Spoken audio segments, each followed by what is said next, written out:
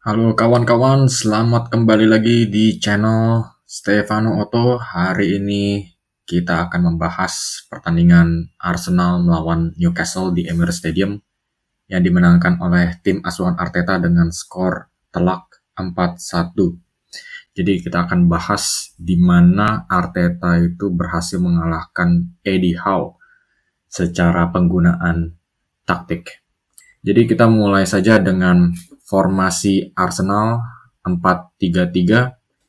Dari awal ini tidak terlihat seperti formasi yang janggal, tapi ketika permainan bergulir, Ben White suka melakukan pergerakan inverting ke area midfield.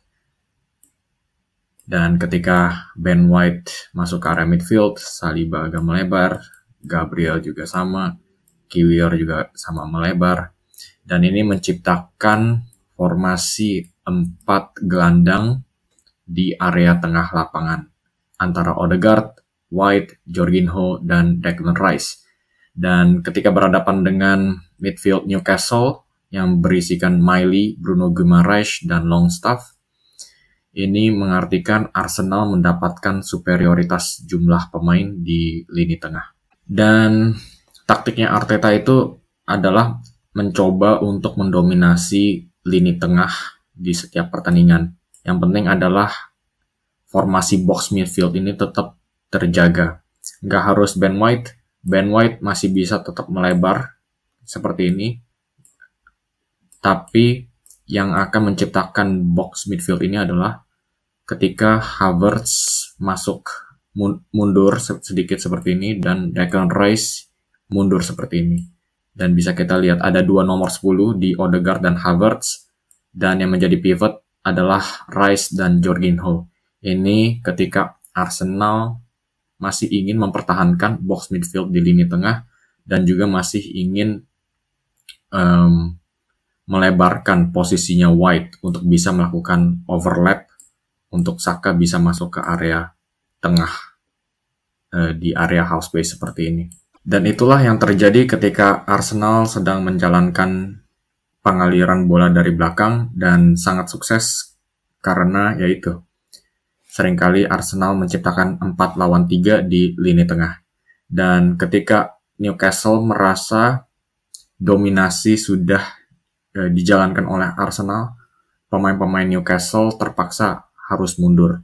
Dan Eddie Howe menerapkan taktik zonal marking, yaitu formasi 4-5-1 yang tidak melakukan high pressing yang agresif, tapi mereka agak sedikit mundur dan agak sedikit pasif.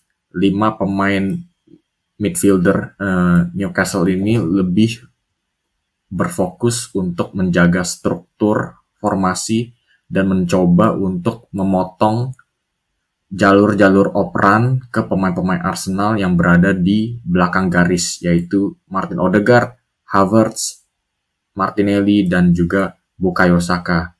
Untuk menerapkan taktik seperti ini, Eddie Howe menerapkan formasi zonal marking. Dan ini merupakan sebuah bentuk respect dari Eddie Howe yang memahami bahwa Arsenal itu sangat hebat dalam mendominasi lini tengah dan juga dalam mengalirkan bola-bola ke pemain-pemain di belakang garis.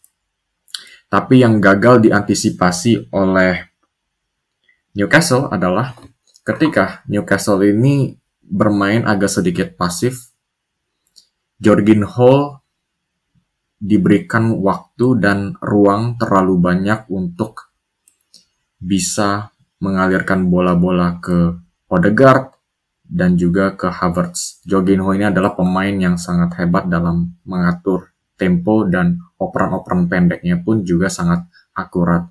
Walaupun Newcastle itu menjaga atau mencoba memotong jalur operan-operan ke Odegaard atau ke Havertz, seringkali Jorginho masih bisa menemukan kedua pemain ini. Dan gak cuma dari operan pendek saja, tapi dari umpan-umpan lambung Jorginho dari posisi deep lying seperti ini, seringkali bisa menemukan Saka yang melakukan pergerakan ke belakang lini pertahanan Newcastle dan juga Martinelli yang bisa melakukan pergerakan menusuk ke box penalti seperti ini. Dan itu juga yang kita lihat di gol kedua Arsenal. Kita bisa lihat struktur formasi Newcastle sangat rapat dan sangat berfokus untuk menjaga lini tengah dan mencoba menerapkan formasi zona marking untuk bisa mencoba menutup operan-operan ke pemain-pemain Arsenal di belakang garis. Tapi kita bisa lihat juga Jorginho tidak dijaga sama sekali dan diberikan waktu dan keleluasaan untuk bisa menemukan Gabriel Martinelli yang melakukan pergerakan menusuk sambil dijaga oleh Kieran Trippier. Dan operannya itu pun juga sangat akurat karena yaitu Jorginho ketika diberikan waktu dan ruang, dia itu memiliki killer pass yang sangat sulit dihentikan. Dan nggak kalah dari bagaimana Arsenal bisa mendominasi possession, tapi yang harus kita perhatikan di pertandingan kali ini adalah bagaimana Arsenal terus-terusan melakukan high pressing ke Newcastle. Jadi kita bisa lihat formasinya Arsenal itu berubah dari formasi 4-3-3 menjadi formasi 4-4-2 dengan dua ujung tombak Odegaard dan Havertz melakukan high pressing ke dua center back Newcastle yaitu Botman dan Fabian Schär.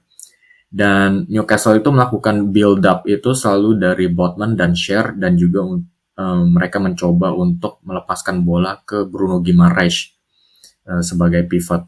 Tapi kita bisa lihat seberapa agresifnya pressingnya Arsenal. Odegaard jaga Botman, Havertz jaga Schär, dan Bruno Guimaraes juga dijaga oleh salah satu defensive midfielder terbaik di Liga Inggris.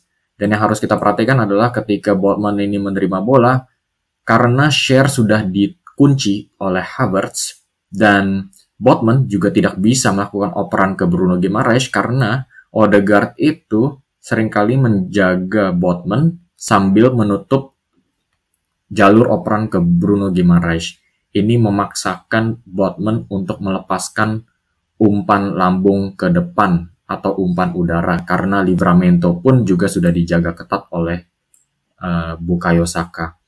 Dan ketika bola lambung ini sudah dilambungkan ke depan seperti ini, inilah kenapa Arsenal itu juga menggunakan 4 center back. Karena dengan umpan-umpan lambung dari udara seperti ini, Ben White bisa mendominasi Gordon. Saliba dan Gabriel juga bisa mendominasi Isak. Jakub Kiwior juga bisa mendominasi Almiron. Jadi itulah sebabnya seringkali Newcastle mencoba untuk keluar dari belakang, tapi seringkali berujung menjadi turnover bagi Arsenal. Oke guys, jadi kira-kira begitulah bagaimana Arsenal bisa mendominasi Newcastle dengan skor 4-1.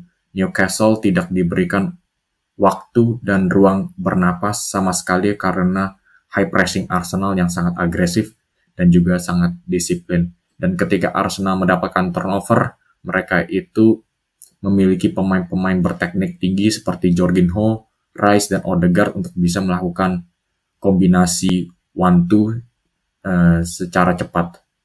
Dan kombinasi-kombinasi operan ini seringkali dilakukan ketika struktur formasi Newcastle itu masih belum rapih. Jadi sekian saja analisa pertandingan Arsenal melawan Newcastle hari ini. Semoga kalian enjoy. Dan pastinya kalau kalian enjoy jangan lupa klik like dan subscribe. Terima kasih sudah menyaksikan. Sampai jumpa di video selanjutnya.